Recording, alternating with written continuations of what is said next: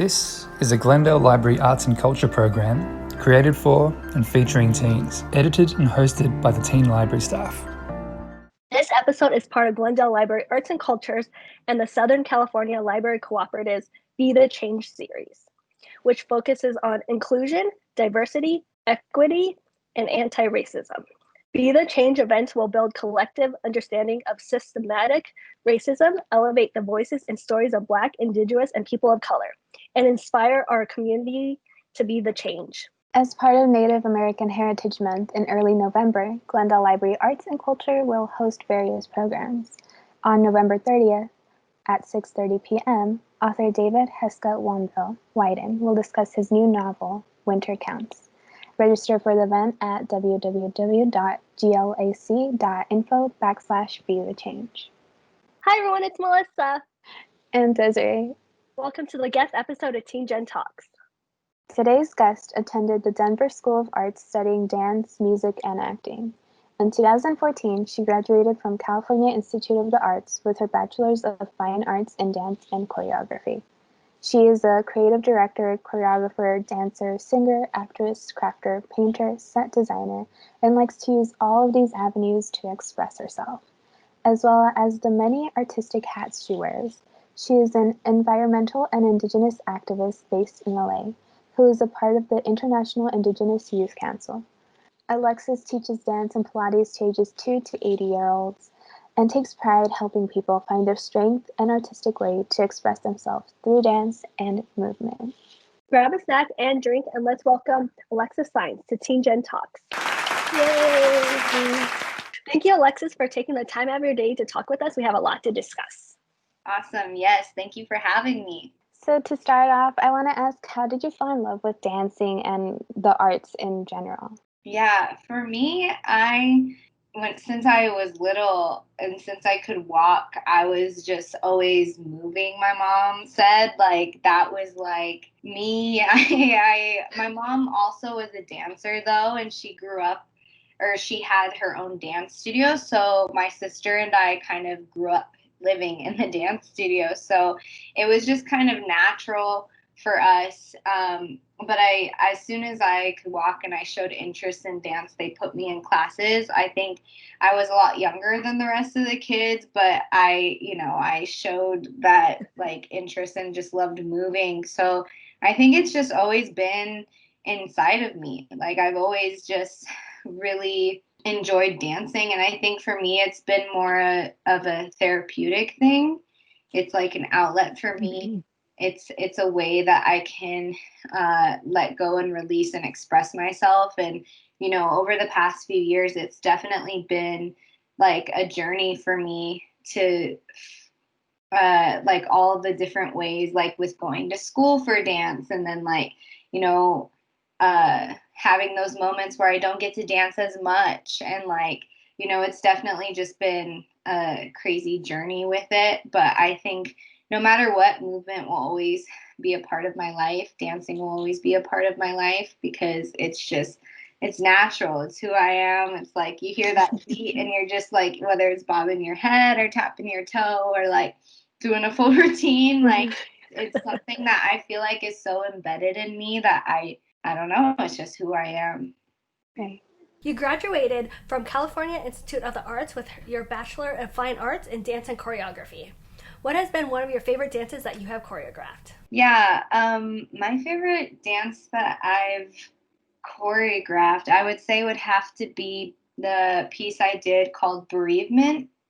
That's one of my favorite pieces. Bereavement means a very intense feeling that you have of from a loss from someone. Mm-hmm.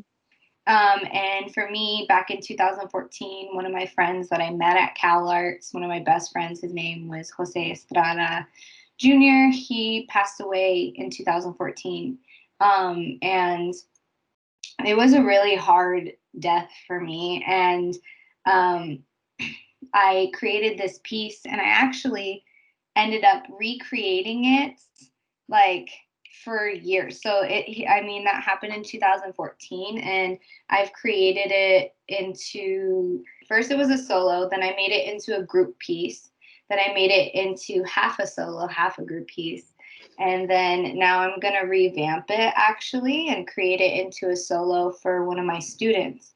So it's been like, I love pieces like that where you get to constantly continue to explore and like access that piece of art or choreography in different time frames, because it grows, right? It grows with you.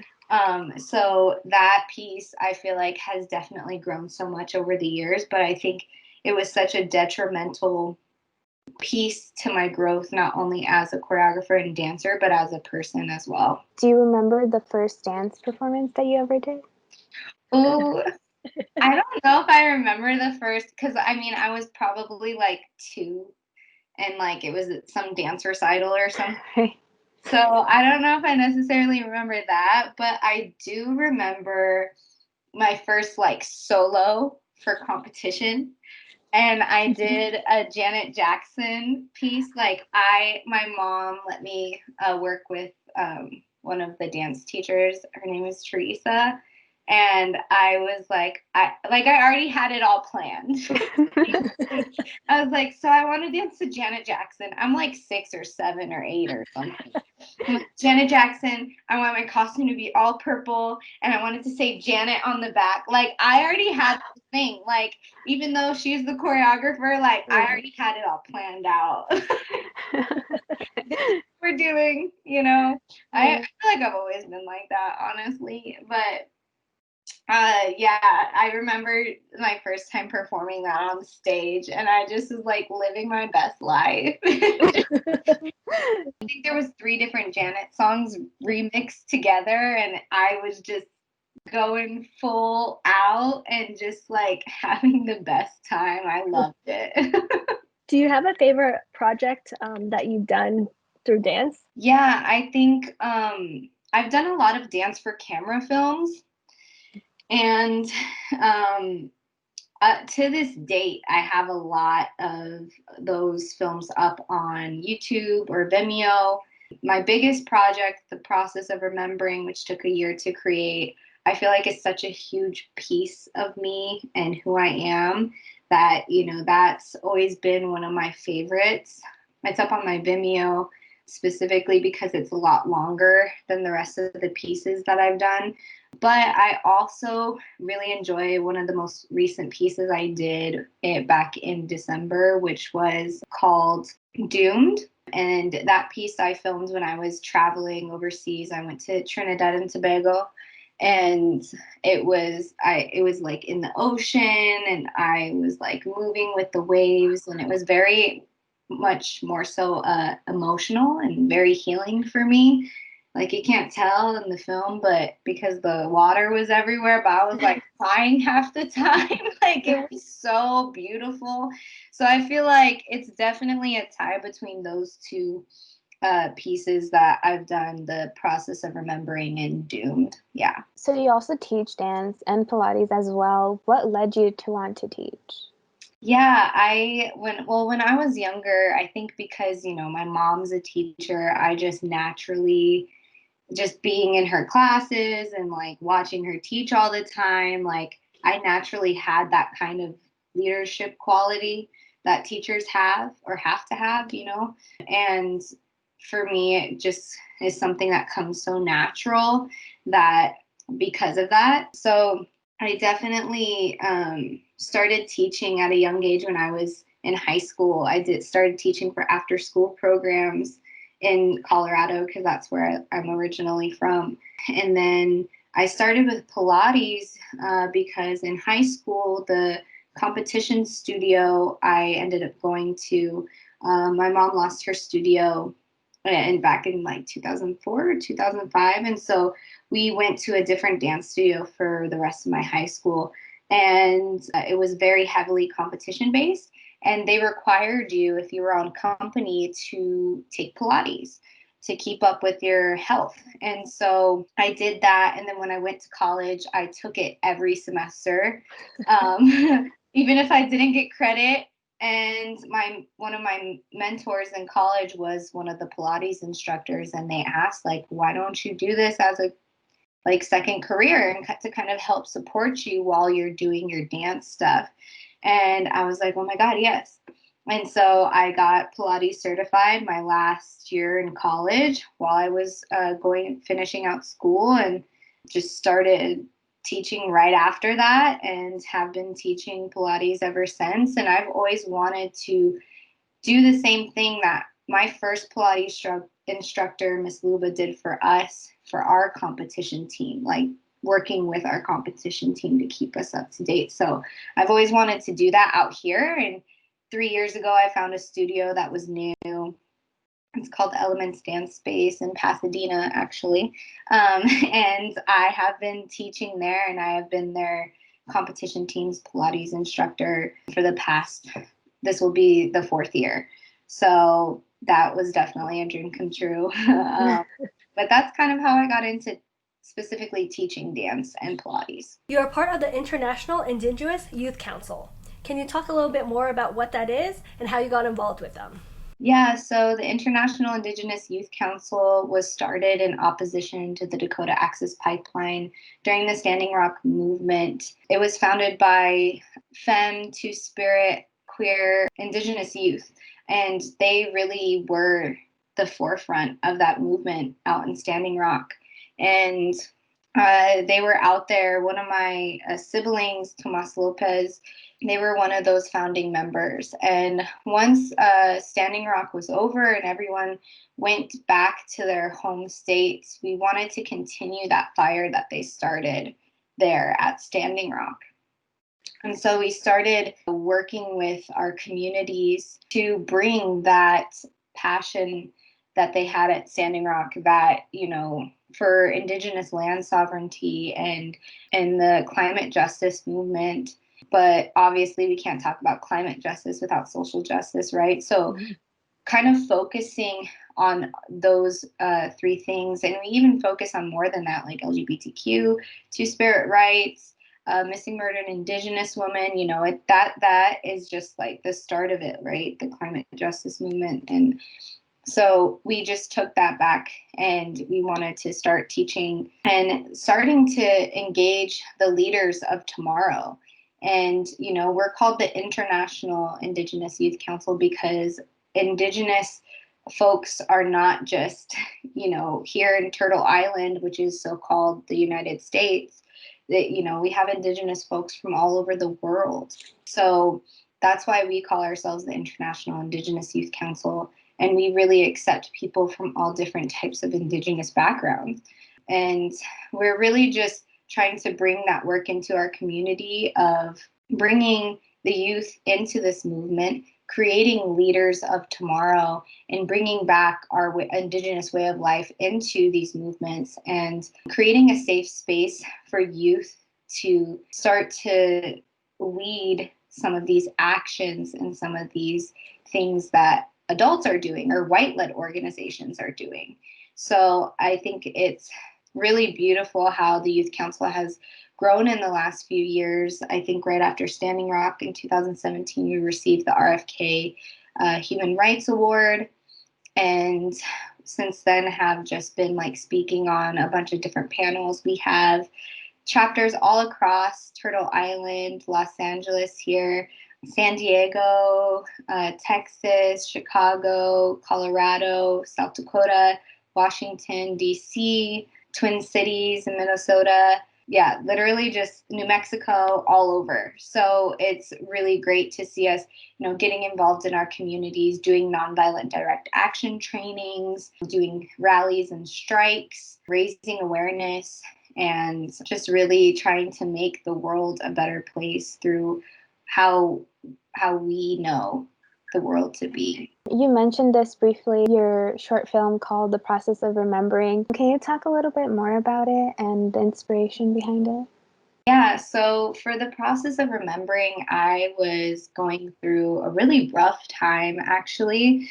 And one of the International Indigenous Youth Council's programs, actually, called Mi Vida Su Vida, which is kind of a direct educational program around mind, body, spirit. And I ended up taking this program so that way we can take it back to our communities and teach it.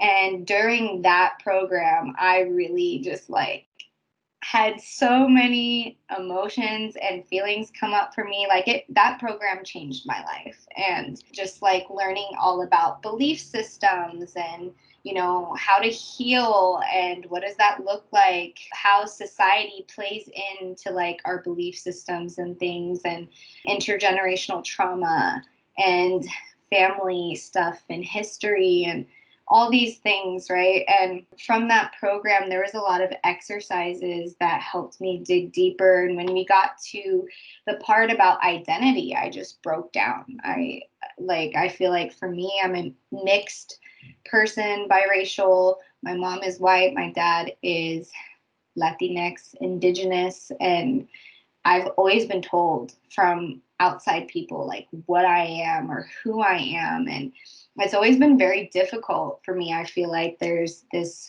you know, dualities that I constantly am living in. And I just remember breaking down, and one of my friends from the youth council, Marlene, was just like, you know, I'm going to tell you something a wise Indigenous elder once told me, which was, before we are born, we know who our creator is, where we come from, and who we are. And once we're born into this life, we forget all of that. And our entire process of life is remembering who our creator is, where we come from, and who we are.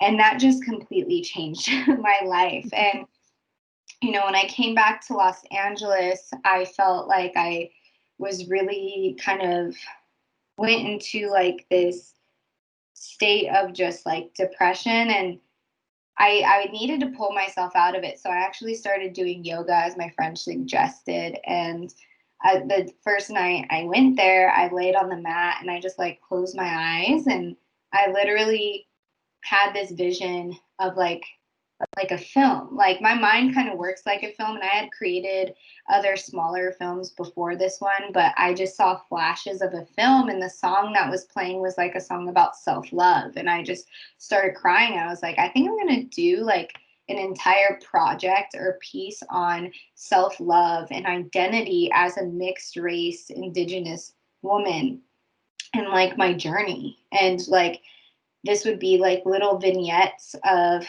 to make like one bigger film. And this is just one journey or one process to remembering who I am. And so there could obviously is going to be a lot of other processes and other journeys that are also going to lead me to that. But this was just one of many. And that's kind of how it came to be. And it grew like so much from it. There's so many other things that came out of it. So yeah, but that's the long story of how it started. No, that's really beautiful. Yeah, thank you for sharing. You are also an environmental and Indigenous activist. Do you incorporate activism in your dancing? Absolutely. I feel like, you know, one thing that I was taught was that our existence is our resistance. And, you know, I feel like every time I embrace all sides of me, I embrace, you know, the like that duality that I talk about in terms of race or ethnicity, nationality, identity, when I embrace that dark and light, when I embrace, you know, all these different things that I bring up, I feel like that is a part of that, because they don't want you to be yourselves. They want you to lose who you are.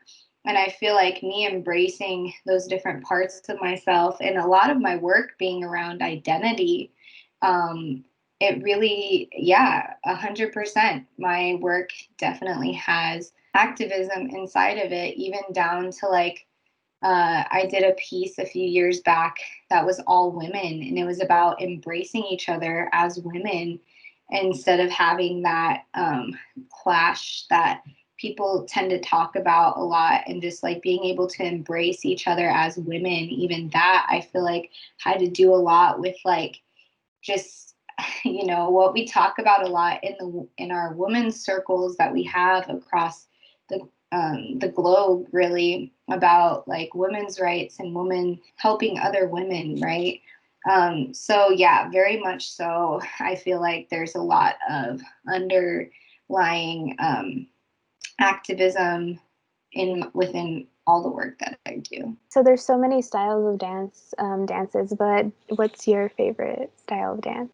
Ooh, I definitely, because of my upbringing, gear more and feel more comfortable in the side of contemporary dance.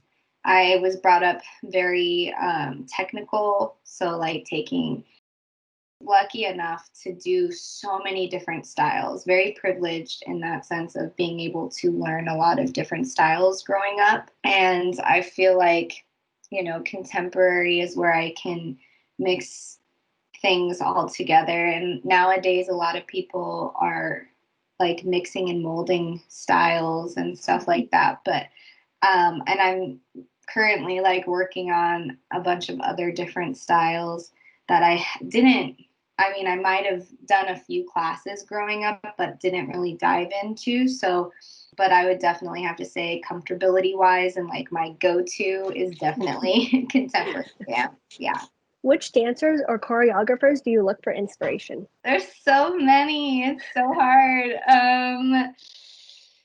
Let's see. I really love Philip Cheeb. I don't know if you guys know who he is, but he's incredible, and the work he produces is absolutely stunning.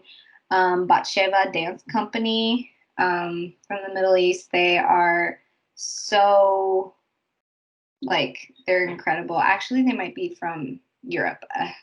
Sorry if I got that wrong, but I used to be obsessed with them. I used to like constantly watch all of their stuff, their contemporary dance company. My sister definitely is one of my favorite choreographers. I just, maybe I'm biased, but no, I really love, she's like been a huge inspiration to me as a choreographer.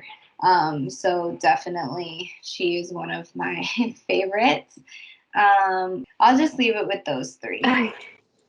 But those three, like if you look them up, mind blown.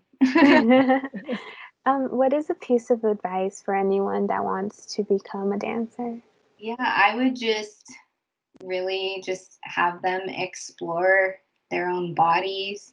To really just, I think in the dance industry, there's a lot of stigma around just like bodies in general. And I think that, the biggest thing that I didn't learn till like later is like, and especially when you're like learning more technical stuff, you're very much focused on like making sure you're right and correct and everything. And I've fallen in love and have been introduced to like freestyle and hip hop culture, and it's just a whole different world. It's beautiful. They're just so free and know who they are, and through movement, and I remember going to my first battle a few years ago, like real battle, and I was just like, I feel like my whole life has been a lie. Like, it was for real though. I did, because like the way they move their bodies, and even though it's like specific styles like popping,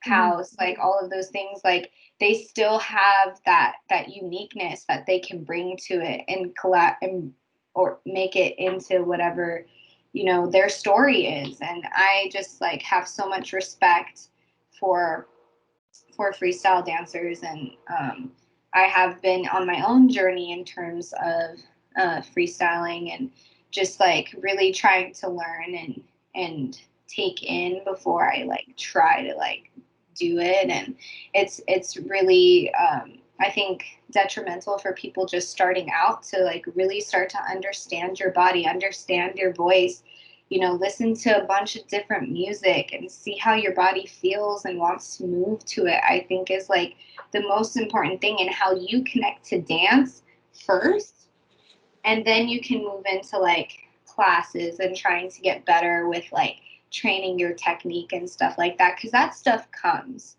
right? I think it's most important to have that connection to dance first and foremost. So that would be my advice. What can non-Native people do this November as a way to honor Indigenous people for Native American Heritage Month? Oh my gosh, there's so many things. Follow Indigenous Instagrams. organizations, repost and share those things. Like if you know any Indigenous folks, like uplift their voice. Post about what they're doing and the work that they're doing, because a lot of Indigenous folks are doing this work and activism and decolonizing and supporting Indigenous brands. You can buy, there's so many Indigenous clothing brands, native jewelry that you can buy to support that artist. I think is super important. Donating to Indigenous folks, just sharing their stories, I think is like the most important. So before we end, we have some rapid fire questions to ask. The first question is, what is your favorite color? Ooh, purple. What is something you have been proud to say that you have accomplished? The Process of Remembering tour. What is some advice that you wish you would have known when you were younger? Don't listen to anyone else.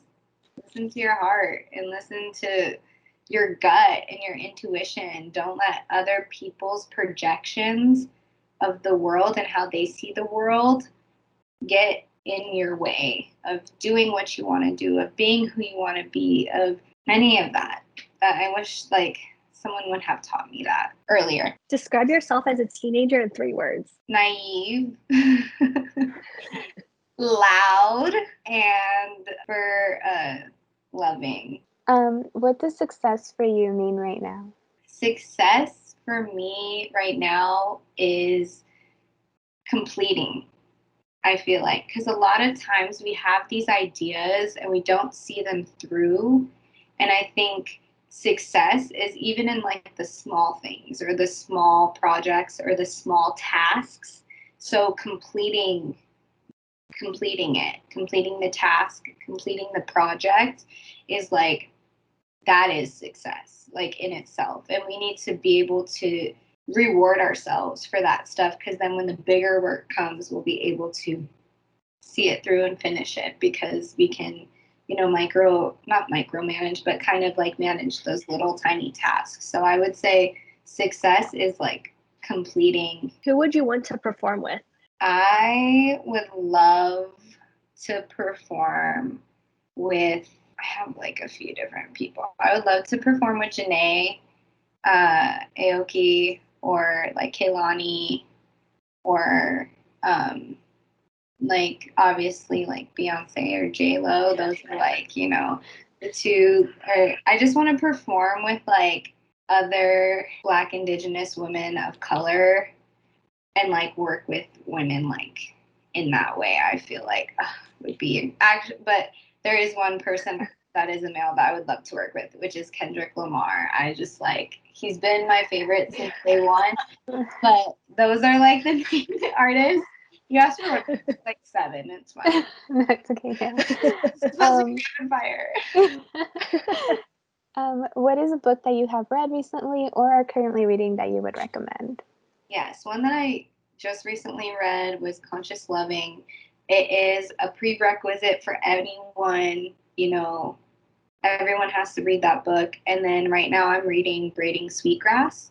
And I definitely recommend those two, just in terms of understanding your connection to people and relationships for Conscious Loving, and then understanding your connection and relationship with Mother Earth for Braiding Sweetgrass. Thank you so much, Alexis. We learned a lot about you. Thank you for taking the time out of your day to talk with us. Can you let everyone at home know how where they could connect with you and about any upcoming projects? Yeah, so you guys connect with me on Instagram at Lex with 2 X's, Saenz. So LEXXSAENZ.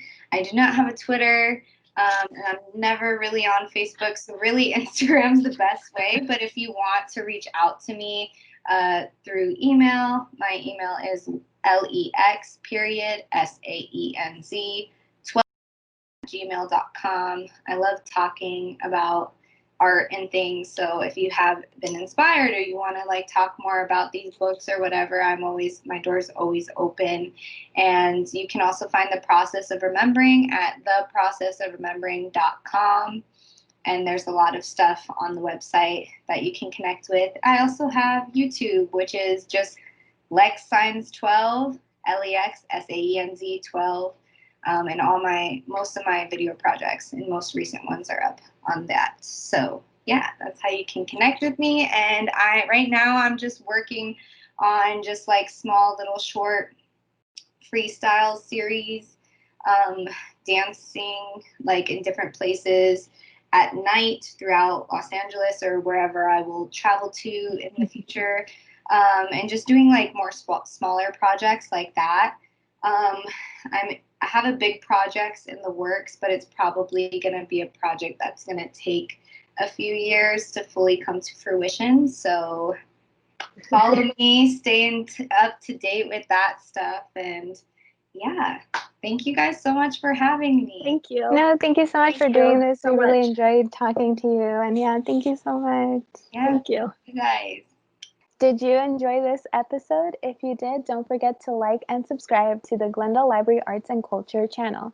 Tune in every Friday at 4:30 for Teen Gen Talks. And if you would like to contact us and be part of the Teen Gen Talks, please email us at teengentalks@glendaleca.gov. Thank you. See you next episode. Bye. Bye.